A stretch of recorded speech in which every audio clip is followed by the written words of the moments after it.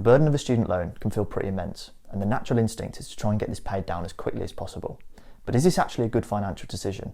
Well, for most people, probably not, but for some people, maybe yes. This video will explain how student debt repayments work in the UK, why most people definitely shouldn't overpay their student debts, and then we'll outline the type of person who might want to think about getting these debts paid down early, and why this can actually be quite a complicated decision. Hi everyone, welcome back to the channel. My name's George, and at the time of writing, my student debt sits at £46,280. Now back in school, we were always told to not worry about student debts because apparently they weren't like other debts or something like that, and it would actually be a really bad idea to pay them down early. But I always wondered why this was the case, and how am I supposed to not worry about it? There's a big number saying I'm 46 grand's worth in debt. Why would that be such a bad idea to try and pay down early? It wasn't until I actually understood how student debt repayments worked in the UK that it became clear why it wasn't something to worry about massively, and also why it would be such a bad idea for most people to pay down their student debts early. So in this video, we'll first do a quick whistle-stop tour on how student debt repayments work in the UK. Then we'll talk about why it's such a bad idea for most people to pay down their student debts early. And then we'll talk about the small group of people who it actually might be a good financial decision for them to think about paying these debts off early. So how much student loan you repay will depend on which plan you're on. Now, if you're English and you started uni between 2012 and 2022, then you'll be on plan 2.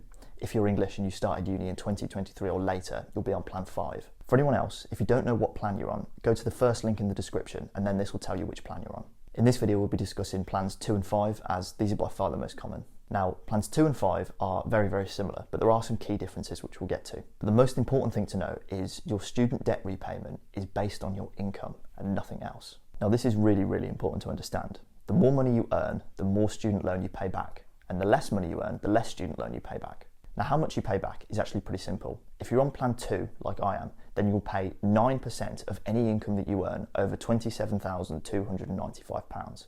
If you're on plan 5, that's if you started uni in 2023 or later, you'll pay back 9% of everything you earn over £25,000. So let's say, for example, if I earn 30 grand in a year, I will pay 9% of 30 grand minus 27,295, which is 9% of 2,705, which is £243 a year. Now, the second really important thing to know about student debt is it gets wiped after a certain amount of time. For example, if you're on plan 2, then your whole outstanding student debt will get wiped away 30 years after you graduate.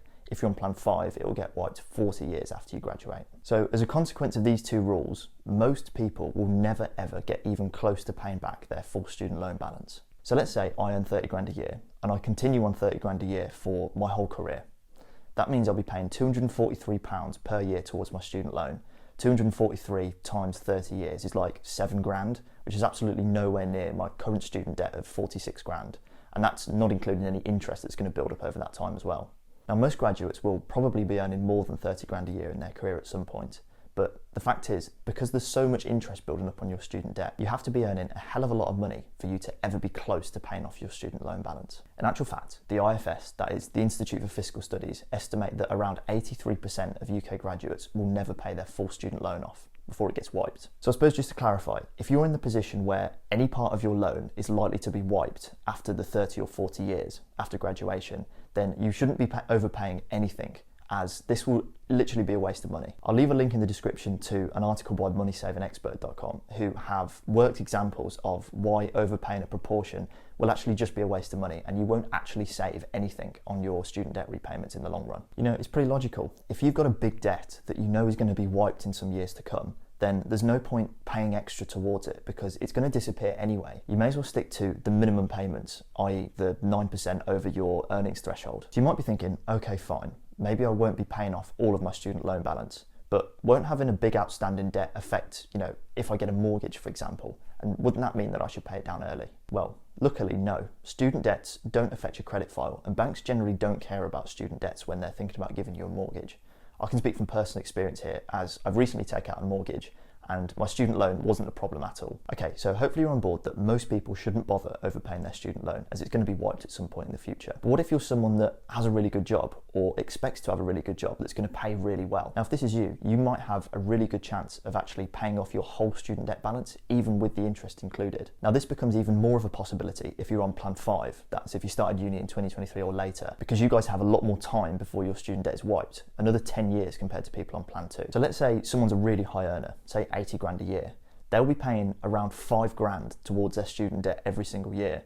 So let's say they get this job really soon after graduation and have 30 years before their student debt gets wiped. This person will be paying £5,000 a year for 30 years, which is what, 150 grand?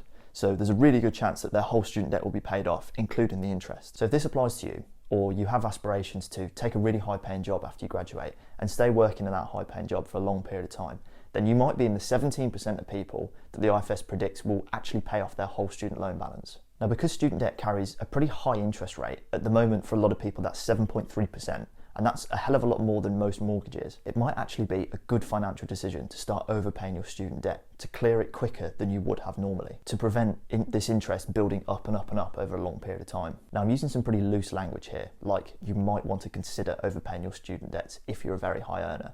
And that's because I can't really say for definite that high earners should pay off their student loans early, because there are other things that you need to consider.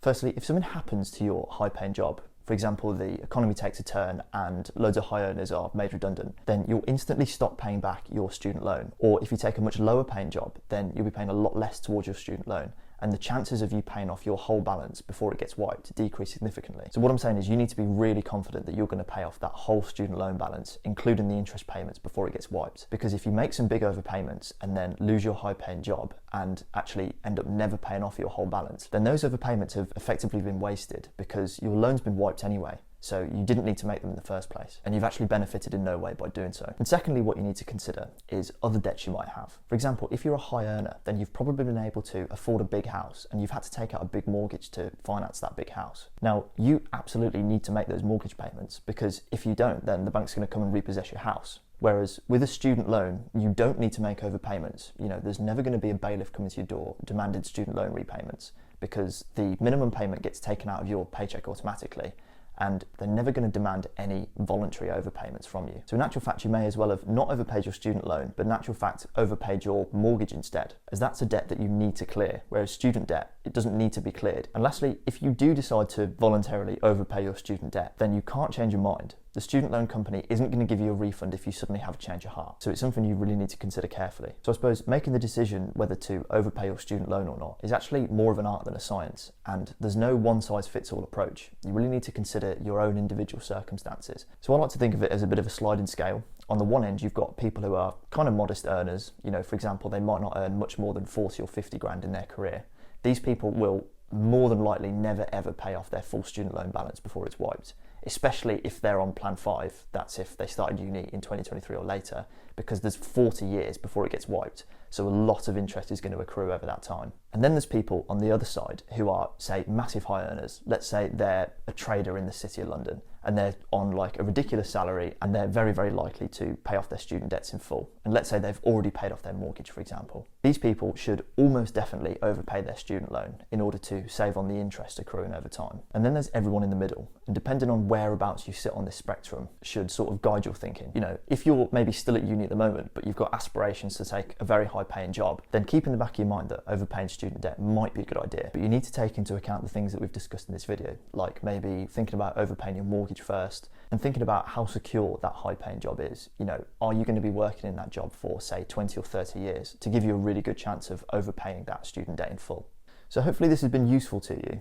And if you want to learn more, I'll put some links to really useful articles in the description, which kind of goes into a bit more detail behind the calculations of it all. And if you want to play around with online calculators, I'll put some links to those in the description as well. And you'll be able to see that thinking about overpaying your student debts is much more of an art than a science. And if you've got any questions, please leave them in the comments below. I'll be sure to get to each one. Thanks for watching.